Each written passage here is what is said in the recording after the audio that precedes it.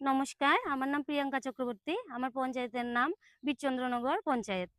তো আজকে ৫ই জুন বিশ্ব পরিবেশ দিবস উপলক্ষে আমরা বীরচন্দ্র মনু ICAR KVK তে উপস্থিত হয়েছি এবং তার সাথে আজকে ১ থেকে ৩০ জুন যে এম ক্ষেত বাঁচাও অভিযান চলছে, সেই অভিযানের আজকে ৫ম দিন চলছে।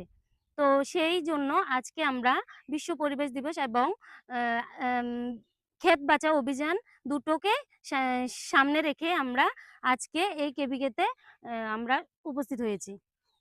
তো এই অভিযানের মূল লক্ষ্য হচ্ছে যে আমরা আজকের এই ক্ষেত বাঁচাও অভিযানের মধ্য দিয়ে সকলকে এই বার্তা দিতে চাইছিলাম যে আমরা যে জমিতে রাসায়নিক সার ব্যবহারের মাধ্যমে ফসল উৎপাদন করছি, যার থেকে আমাদের নিজের শরীরের ক্ষতি হচ্ছে, তার সঙ্গে জমির উর্বরতা শক্তি নষ্ট হয়ে যাচ্ছে।